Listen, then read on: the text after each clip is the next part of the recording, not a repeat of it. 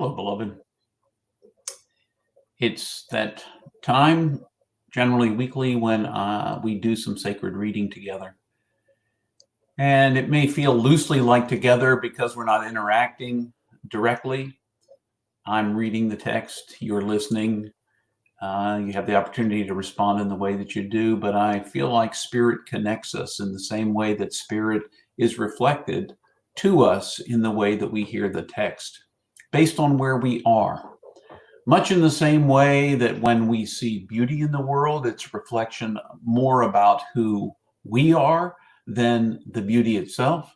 It's the same true when we read the text. When we read the text, what most needs to rise up for us, what Spirit may be trying to speak to us in subtle ways, rises in other places. So as we take a look at the text today, we're looking at 1 John chapter 3, beginning with verse 10 and ending with verse 13. Sacred reading, Lectio Divina in Latin, is an opportunity to let a word, image, or phrase rise up in us. That's perhaps a way of communicating what Spirit may need us to know in this moment, may want us to know, what might be hidden within us but needs to rise up so that we can face it, be encouraged by it, be potentially chastised by it, invited to see the world in a new way by it. All those things are possible in the text if we listen with the ears of our heart. Lectio Divina, or sacred reading, is taking a sacred text in small snippets, reading it. I prefer aloud because it engages the whole body, reading it over several times and listening for what echoes, what brings out some level of truth in us relative to where we are right now. We could read the same text every single day for 4 or 5 days, and where we are in that day may shape what we need to hear from the exact same text. I don't know if you've ever come back to a sacred text another time and heard something new or fresh because you needed it in that moment. That's what sacred reading is. So let's turn together, catch our breath. You can close your eyes if it's safe for you to do so, and listen with the ears of your heart as well as the ears of your head for what may be spoken to you in the text I'm about to read. I will pause after I read it. You'll have the opportunity to just stop the text, stop the video if you want to, and just reflect on what it says to you. But if you hang on longer than that, you can also hear my own reflection of what called out to me. In an abbreviated form, I only read it once aloud when we do this together. But I encourage you, if you do it on your own, to read it aloud 3 times with a pause between, so that you might hear and have affirmed what it may be saying to you. So, listen with me for a word from the Lord.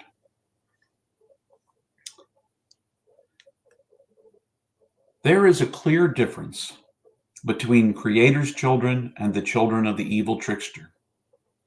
The ones who do not walk in a good way do not belong to Creator, nor do those who do not love the sacred family. The message you heard from beginning was that we should love one another. Do not be like Cain, who gave himself to the ways of the evil trickster and killed his own brother. Why did he kill him? Because what Abel was doing, because what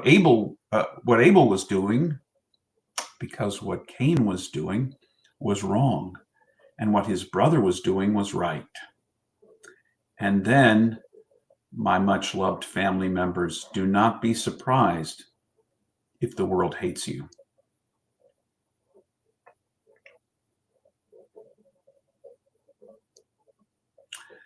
I'm going to violate my rule. I'm going to read it again.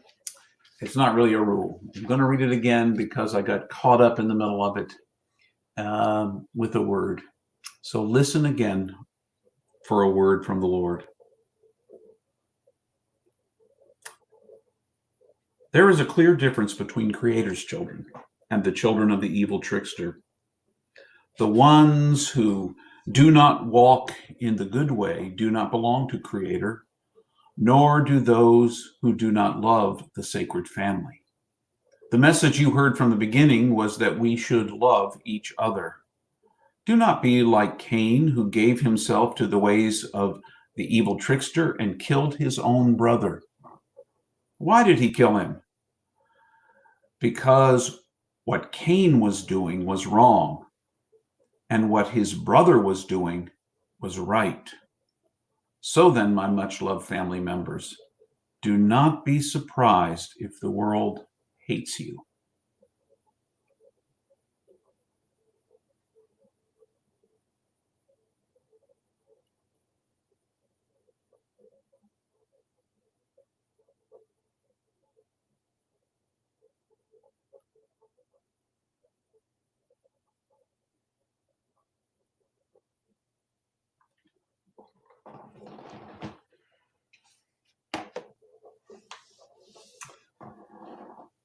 As I listen to the text, what I hear